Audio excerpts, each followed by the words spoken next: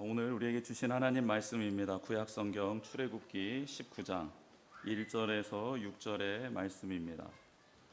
구약성경 110면에 나와 있는 출애굽기 19장 1절에서 6절의 말씀, 우리 한 목소리로 같이 읽도록 하겠습니다. 시작.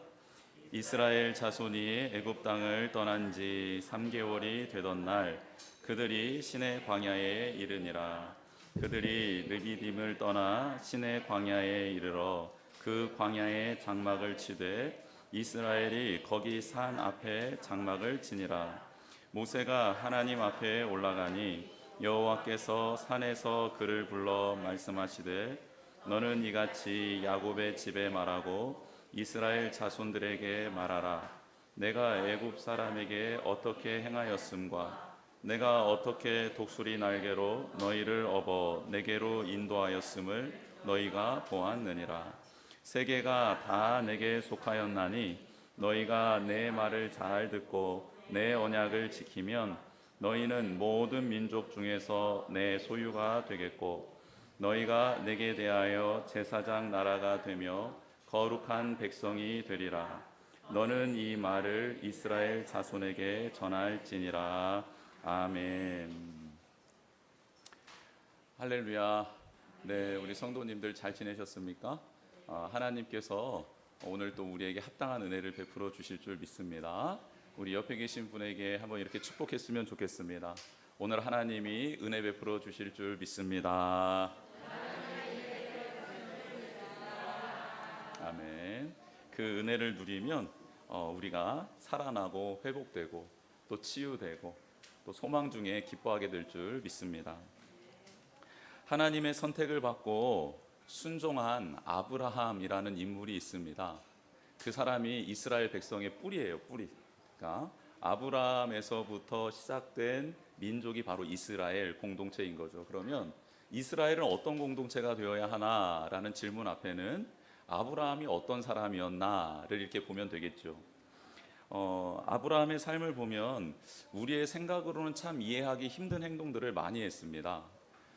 하나님께서 아브라함을 찾아오셔서 첫 번째로 그에게 해주셨던 말씀이 뭐냐면 너는 본토 친척 아비의 집을 떠나 내가 보여줄 땅, 지시할 땅으로 가라라고 했습니다.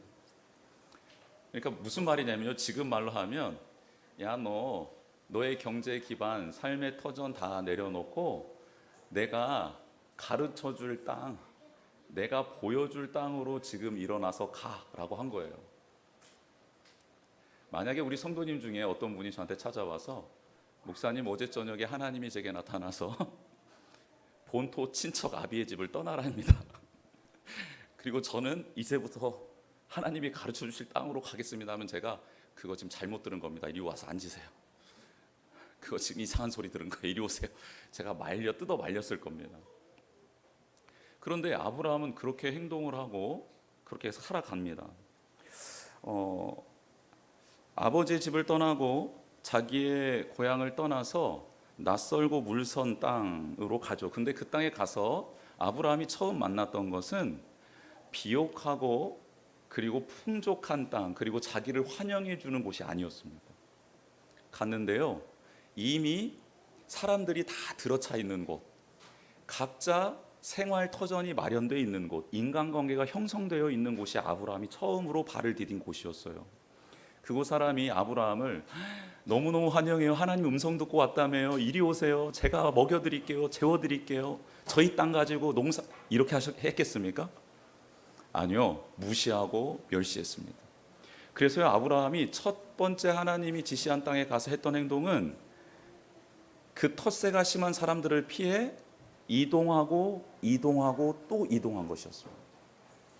그래서 어느 정도 뿌리를 내릴까 싶더니 그때 하나님이 그 땅에 무엇을 허락하시냐면 흉년을 허락하세요. 흉년. 풍년도 모자랄 판에 지금 흉년. 흉년이 드니까요, 아브라함이 어떻게 살아요 거기에.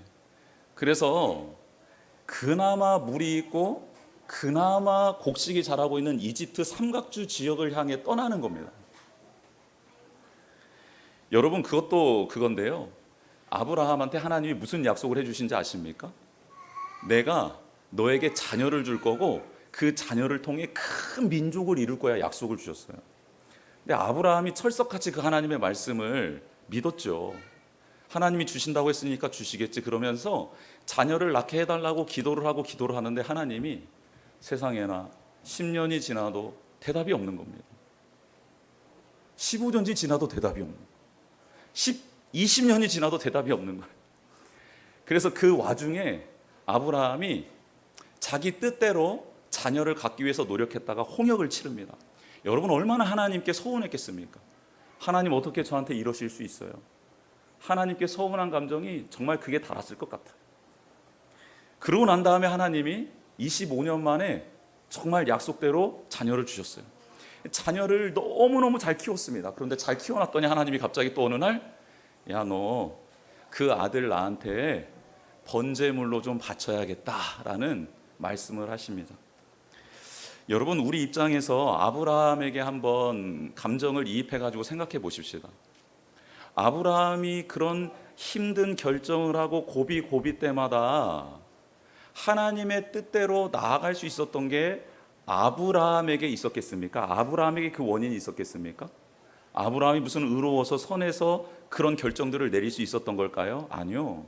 아브라함은 우리와 성정이 똑같은 사람입니다. 우리도 의심하듯이 아브라함도 의심하고요.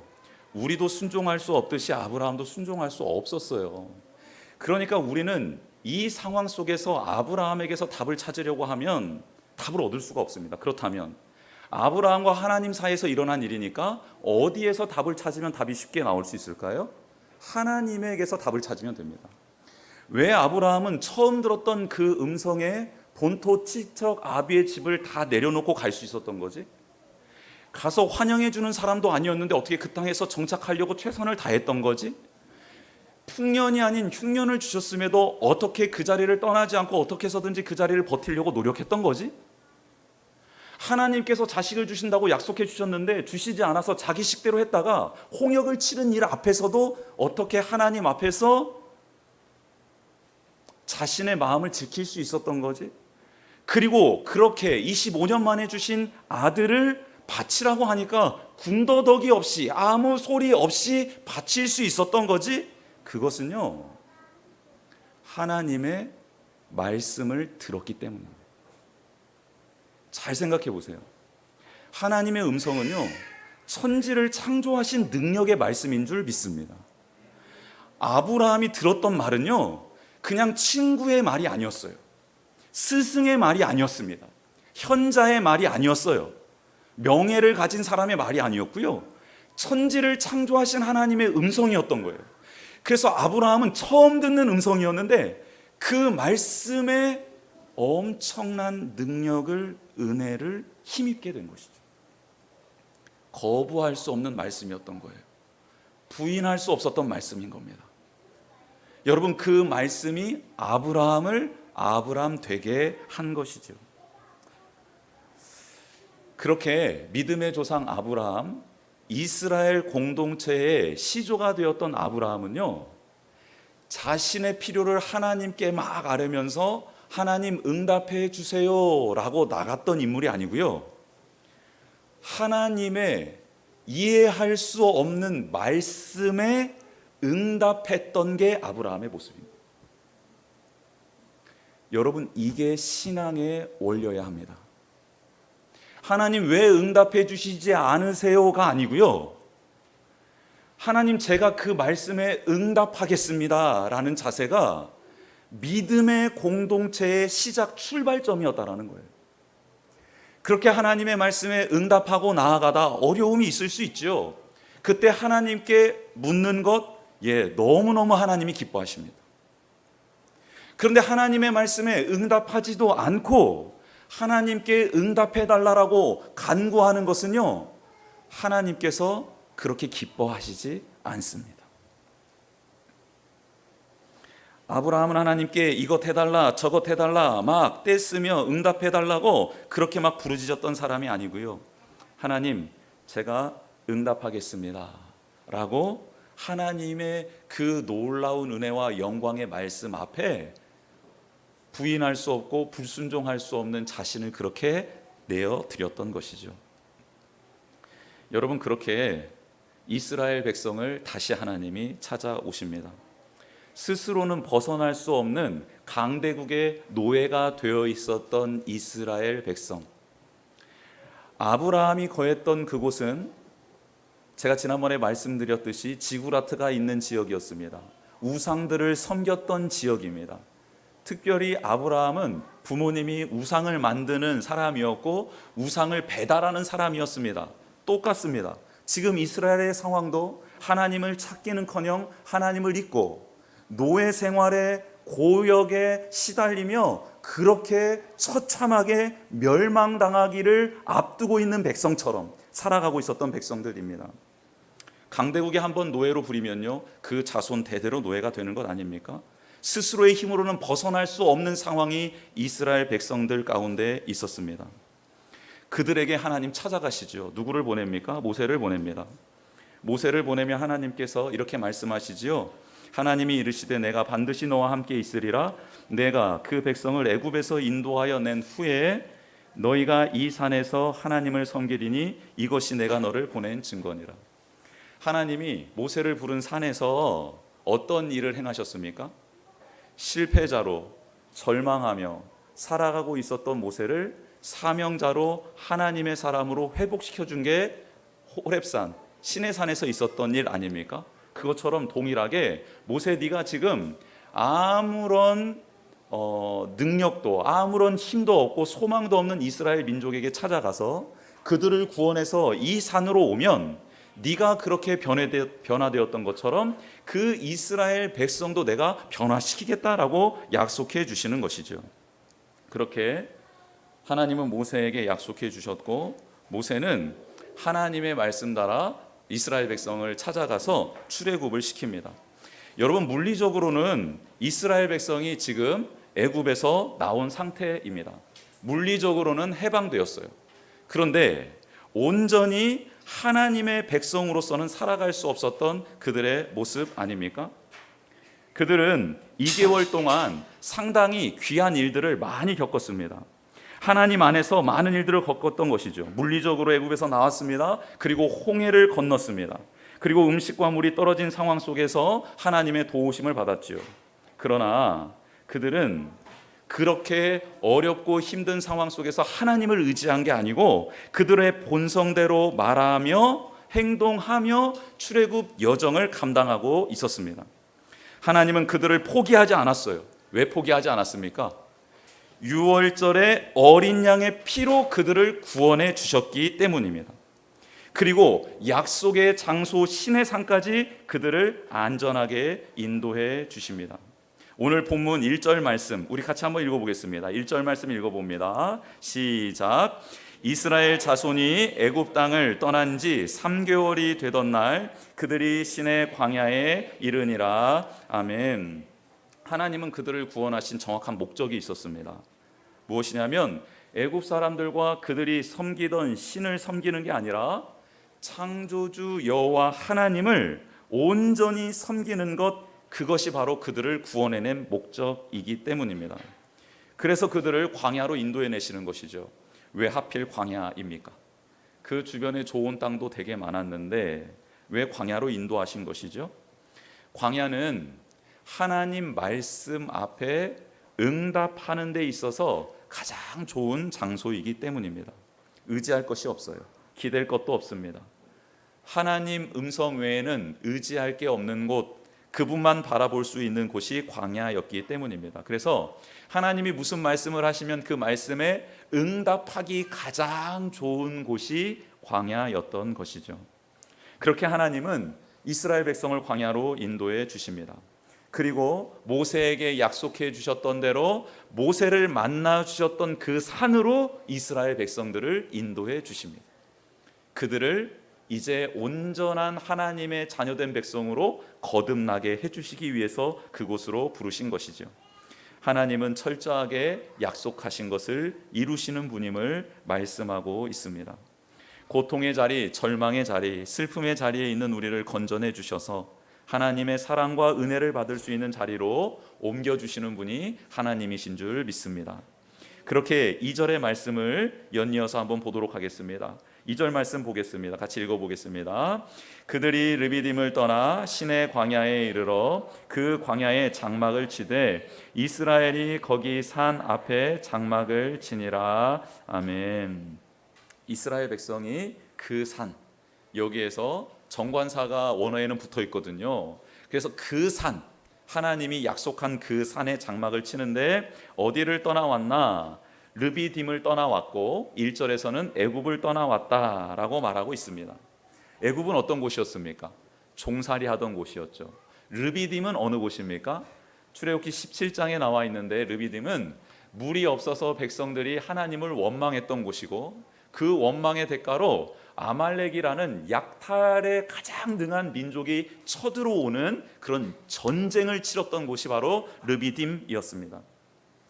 지옥같이 벗어날 수 없는 지옥과 같은 상황 속에 있었던 이스라엘 민족, 물이 없어서 부족함 속에 허덕이며 하나님을 원망했던 장소, 그래서 전쟁을 치를 수밖에 없었던 그 장소에서 그들을 건져내어 약속의 산, 하나님이 그들을 변화시켜 주시기 위해 약속하신 그 산으로 그들을 옮겨주셨다라는 것입니다. 그 산에서 백성들은 하나님의 임재를 경험하고 하나님의 말씀을 받습니다. 하나님을 섬기고 예배하는 법을 배우게 됩니다. 앞으로 어떻게 살아가야 될지의 율례에 관련된 말씀을 배우는 것이죠. 여러분, 하나님은 어떤 분이십니까?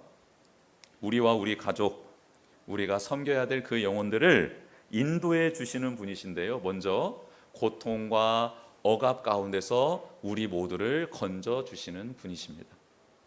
우리나라를 일제의 압박 속에서 또 그렇게 강점기 속에서 우리를 구원해 주셨던 것처럼 민족을 구원해 주신 하나님, 또 우리의 개인사에서도 봤을 때 우리를 건져 주신 하나님이신 거죠.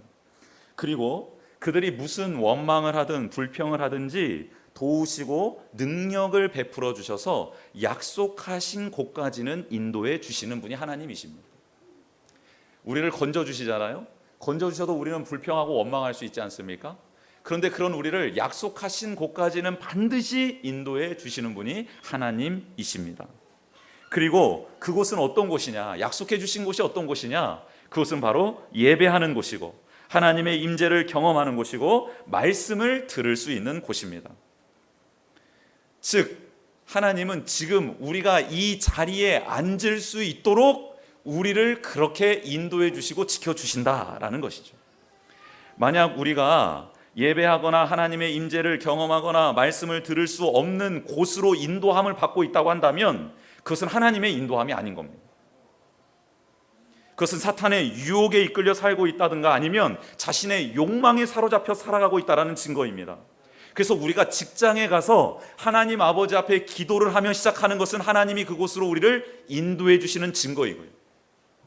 직장에 갔는데 내 힘으로 내 능력으로 그 직장 생활을 감당하고 있으면 그것은 하나님이 인도해 주신 곳이 아니라는 것이죠. 우리가 가정에 들어가서 예배로 축복으로 하나님 아버지께 영광을 돌리는 것으로 시작하고 마무리 짓지 않으면 그것은 하나님이 거하시는 약속의 장소가 아닌 거예요. 왜요? 그곳에서는 예배가 드려지지 않고 있거든요. 말씀이 들려지지 않고 있거든요. 하나님의 임재가 없거든요.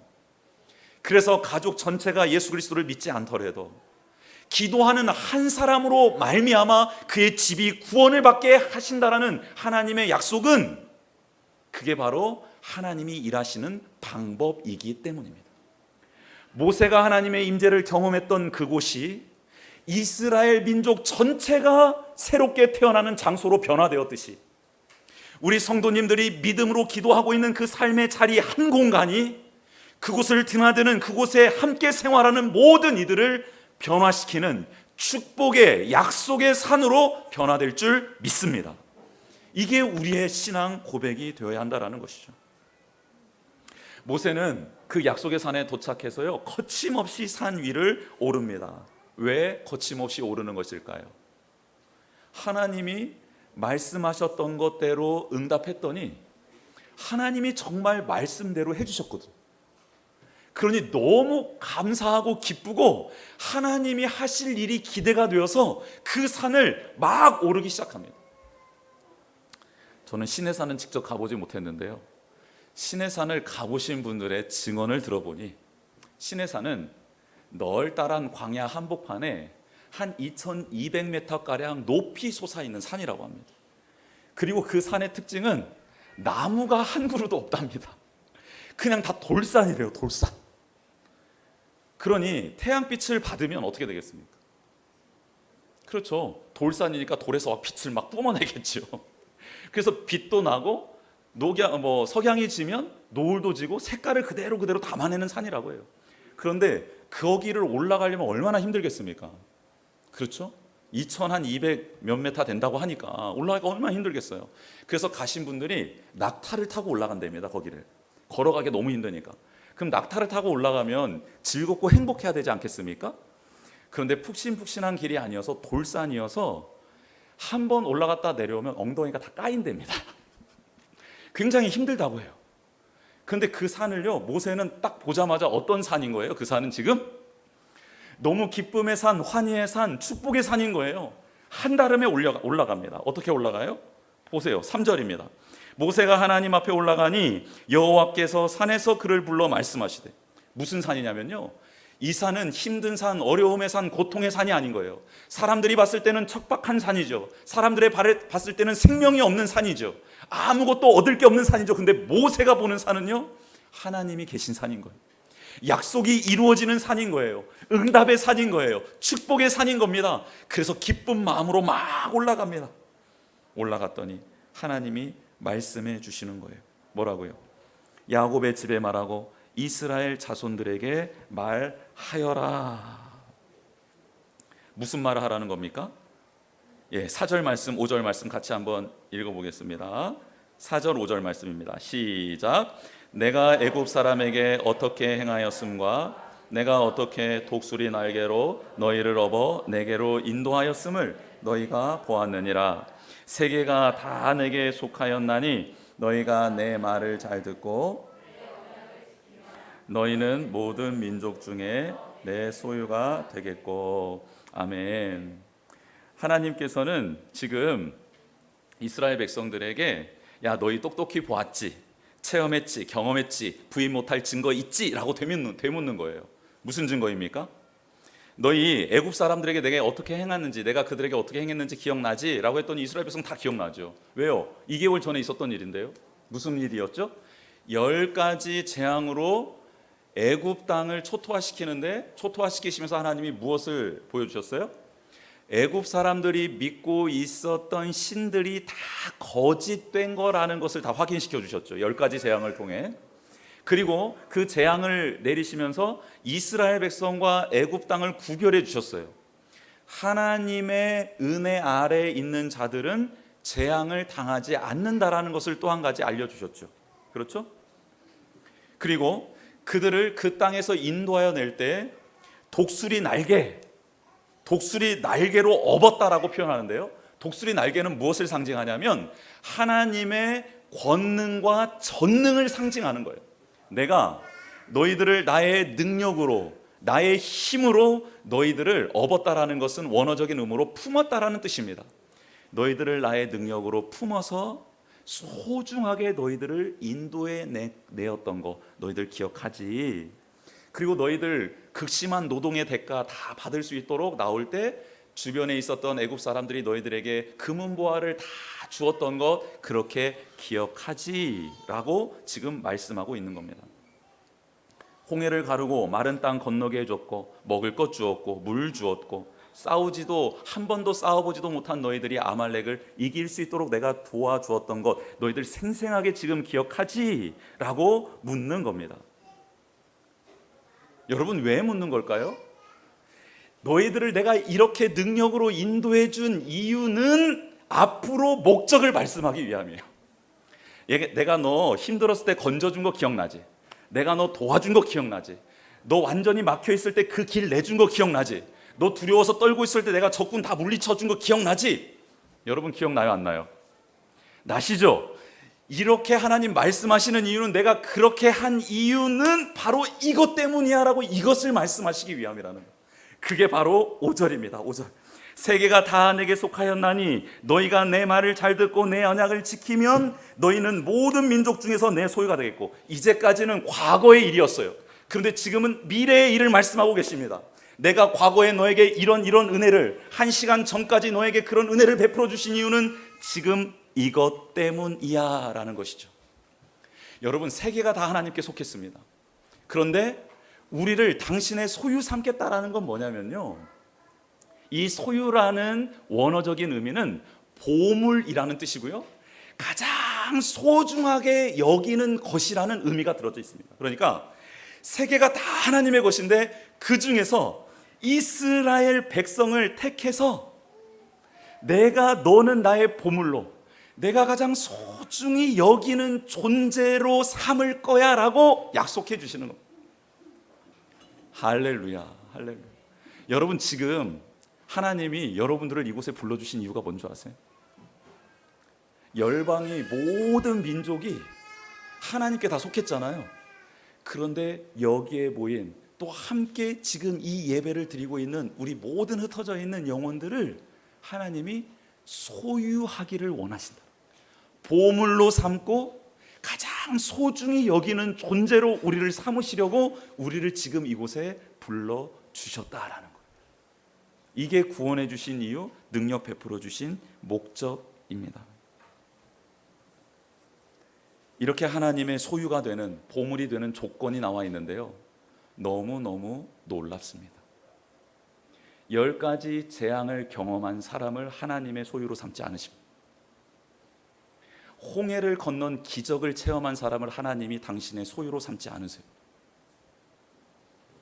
광야에서 만나와 메추라기를 먹었던 사람들을 하나님의 소유로 삼지 않으십니다. 두려워 떨 때 적군이 물러가는 기적을 체험한 사람들을 하나님이 당신의 소유로 삼는 게 아니고요, 하나님의 말씀을 듣고 그 언약을 지키는 사람을 당신의 소유로 삼으십니다. 즉, 이제까지 우리를 지켜주시고 우리에게 은혜를 베풀어 주신 하나님은 우리가 하나님의 말씀을 보기를 원하시고 그 언약을 붙들기를 원하신다라는 거예요. 그래서 그것을 듣고 그것을 지키면 그분의 소유가 되고 거룩한 나라가 되고 하나님께서 쓰시는 민족, 백성, 제사장의 나라가 된다라는 것입니다.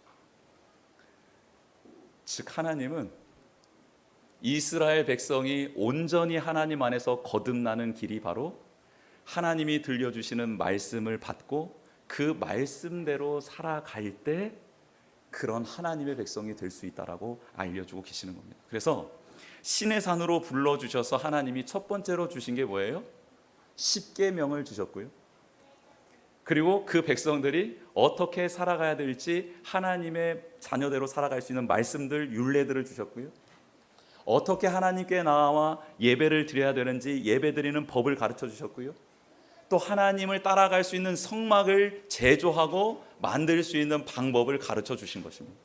그래서 그 말씀을 받은 자들이 말씀대로 순종할 때 그의 소유된 백성이 될 수 있었고 거룩한 나라가 될 수 있었고 제사장이 될 수 있었던 것입니다. 왜 우리에게 그런 놀라운 은혜를 베풀어 주신 줄 아십니까? 하나님이 주신 이 말씀을 읽고 그 말씀을 들으라고요. 이 말씀 속에 약속하신 그 언약을 지키라고요. 우리에게 은혜를 베풀어 주시고 호흡을 주시고 생명을 주시고 능력을 주시고 하나님이 기적을 베풀어 주신 거다라는 겁니다. 사랑하는 성도 여러분, 이 시간 하나님의 말씀을 정말 소중히 여기는 우리가 되기를 원합니다. 기적을 바라며 나아가는 것이 아니라 지금 펴면 읽을 수 있는 이 말씀을 소중히 여기기를 주님의 이름으로 축복합니다. 이 말씀을 듣고 행하는 자, 이 말씀 속에 약속하신 그 언약을 붙들고 지키기 위해 몸부림치는 자, 즉 하나님의 말씀에 응답하는 자에게 하나님이 말씀대로 되는 은혜를 베풀어 주실 줄 믿습니다. 말씀이 육신이 되어 우리 가운데 오신 예수 그리스도, 그분은 정말 온전히 하나님의 뜻에 순종하신 분이시죠. 예수님은 온전히 하나님께 순종하신 분이십니다. 그 예수 그리스도를 믿음으로 구원받은 우리도 이제 성령님의 도우심으로 하나님의 말씀 앞에 순종할 수 있는 자가 된 줄 믿습니다. 성령님께 도우심을 구하십시다. 하나님, 이제는 거듭난 백성으로 다시 태어난 백성답게 살아가는 제가 되기를 원합니다. 도와주시옵소서. 그러면 예수 그리스도께서 그렇게 순종하셨듯 우리도 그 길을 걸어가게 될 줄 믿습니다. 하나님의 보물 같은 존재, 하나님이 너무 아끼는 존재가 바로 우리다라는 것 잊지 말고 그렇게 믿음으로 살아가는, 또 약속대로 살아가는 우리 모두가 되기를 주님의 이름으로 축복합니다. 이 시간 주보 내용 잠시 채워보겠습니다. 하나님 말씀에 응답하는 성도가 됩시다. 하나님 응답해 주세요가 아니고 하나님 제가 응답하기를 원합니다 라는 성도가 되기를 원하고요. 둘째, 하나님은 애굽과 르비딤에 있던 우리를 약속의 땅으로 인도해 주시죠. 구원해 주시고 건져 주시는 하나님, 그리고 그곳에서 말씀을 주시는 하나님이시죠. 그리고 세 번째, 말씀을 잘 듣고 언약을 지킴으로 하나님의 소유된 백성이 됩시다. 하나님의 소유가 되는 백성은 기적을 체험해서가 아니고 지금 내게 말씀 주시는 이 말씀에 아멘으로 순종하며 지키며 잘 들으며 나아가는 자, 그게 바로 하나님의 소유가 되는 백성이다라는 것 잊지 않고 나아가는 우리 모두가 되기를 주님의 이름으로 축복합니다. 주님이 우리를 빛으로 부르셨으니 부르심 따라 나 살기 원해. 거룩한